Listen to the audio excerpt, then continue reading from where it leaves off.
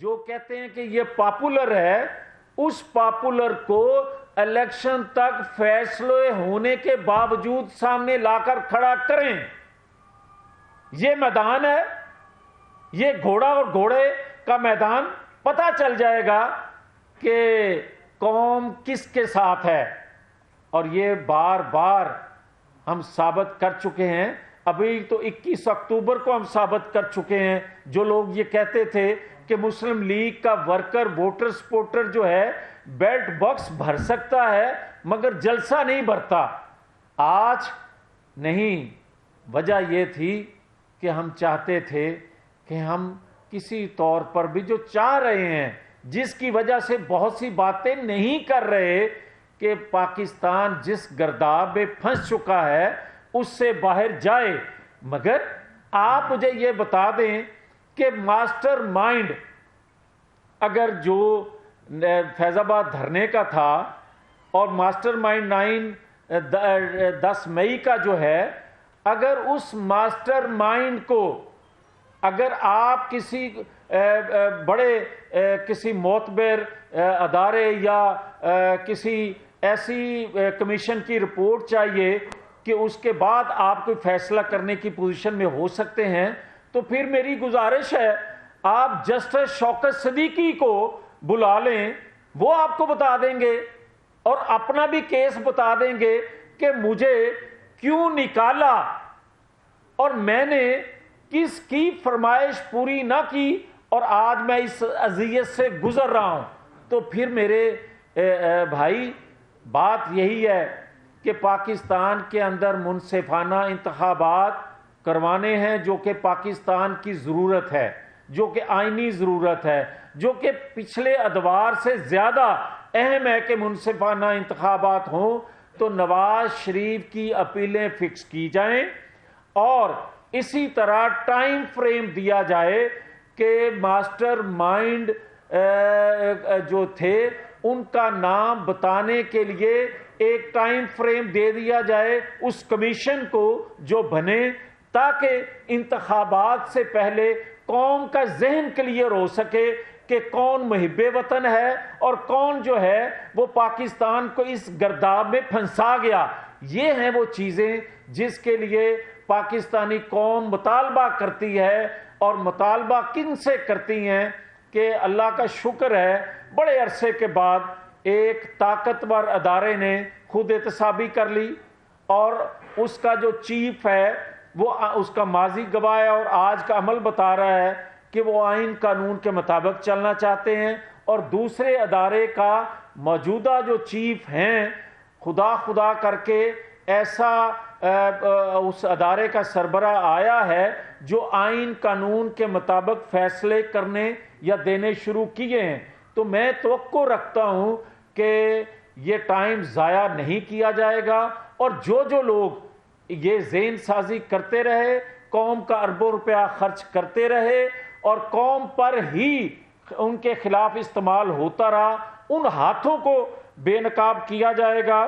اور میں سمجھتا ہوں کہ ہر چیز اور جو پاکستان کے اندر پچھلے خاص طور پر 10-12 سال سے ہو رہی تھی، ان چیزوں کے ثبوت موجود ہیں. اب سار عالم نے ابتدا کی ہے گواہی دینے کی، حقائق بتانے کی. پہلے تو یہ تھا نہ کوئی پوچھنے والا ہوتا تھا، اگر پوچھنے والا ہوتا تھا تو کوئی جرت نہیں کرتا تھا بتانے کی.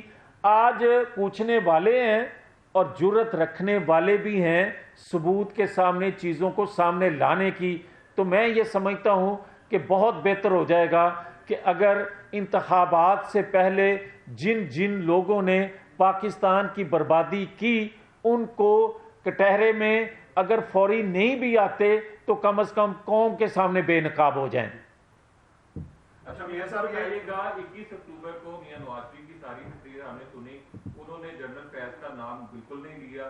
نون لیگ کے بعض رہنماؤں نے، رانا ثناء اللہ صاحب نے بھی ادھر جہاں پہ بیٹھے ادھر بیٹھ کے کہا کہ نون لیگ انتقامی سیاست نہیں کرے گی. آج آپ ساری پریس کانفرنس جنرل فیض اور انہی شخصیات سے احتساب کے بارے میں کر رہے ہیں کہ آج آپ ذاتی حیثیت میں کر رہے ہیں آپ کو پارٹی قیادت نے بیٹا آپ کا ہمیشہ سوال ایسا ہی رہتا ہے. بات یہ ہے کہ دیکھنا یہ چاہیے کہ آج ایک ادارے کا سربراہ فیض آباد دھرنے کے ماسٹر مائنڈ کا پوچھ رہا ہے. بڑے ادب سے گزارش یہ ہے کہ فیض آباد دھرنے کا ماسٹر مائنڈ کا اگر پتہ چل جائے تو کیا 9-10 مئی کے ماسٹر مائنڈ کا پتہ نہیں چلنا چاہیے؟ کیا 2017 کے ماسٹر مائنڈ کا پتہ نہیں چلنا چاہیے؟ کیا سی پیک کے روکنے والوں کے ماسٹر مائنڈ کا پتہ نہیں چلنا چاہیے؟ جنہوں نے اس گرداب میں پاکستان کو پھنسایا، وہ جو بھی نام ہے، وہ بار بار جنرل فیض کا نام آ جائے، بار بار میرا نام آ جائے، کیوں نہیں آنا چاہیے؟ اس قوم کی بربادی ہو گئی اور ہم صرف اس لیے بچا رہے ہیں کہ نہیں وہ نام نہیں لینا چاہیے، وہ نام لینا چاہیے. میں یہ کہتا ہوں کہ ہم کسی سے انتقام بیٹا نہیں لینا چاہتے، مگر ہم پاکستان کو ضرور چلنا پھلتا پھولتا ترقی کرتا دیکھنا چاہتے ہیں. اس کے لیے ہم نے قربانیاں دی ہیں. رہنمائی فرما دیں کہ آپ نے 2-3 مرتبہ اپیلوں کو فکس کرنے کی بات کیا. کیا آپ کو ابھی بھی کوئی خدشہ ہے کہ میاں نواز شریف کے کیسز کی جو اپیلیں ہیں وہ لنگر آن ہو سکتی ہیں اور انتخابات کے بعد ان کا فیصلہ آئے گا؟ اگر انتخابات کے بعد تک وہ جاتی ہیں تو پھر تو یقیناً میاں نواز شریف الیکشن نہیں لڑ سکیں گے، جو کہ 23 سالوں میں صرف ایک دفعہ الیکشن انہوں نے لڑا ہے. تو کیا آپ کا خدشہ بھی برقرار ہے، جس کے لیے آپ نے پوری یہ پریس کانفرنس جو کی ہے بار بار اس بات کا تذکرہ؟ دیکھیں، بات یہ ہے کہ کیونکہ انتخابات کا اعلان ہو چکا ہے، یہ میری خواہش نہیں، میری ضرورت ہے. یہ میری ضرورت نہیں ہے، یہ پاکستانی قوم کی ضرورت ہے. یہ پاکستانی قوم کی ضرورت کے ساتھ ساتھ جو لیول پلینگ فیلڈ کا بار بار مطالبہ کر رہے ہیں، یہ ان کو میں بتا رہا ہوں کہ لیول پلینگ فیلڈ کس کو کہتے ہیں؟ لیول پلینگ فیلڈ اس کو کہتے ہیں کہ آپ اگر پینڈنگ کیس ہیں کسی کے تو ان کا جو بھی فیصلہ قانون آئین کے مطابق بنتا ہے وہ ہو جانا چاہیے تاکہ ہر ایک کو موقع برابر ملے.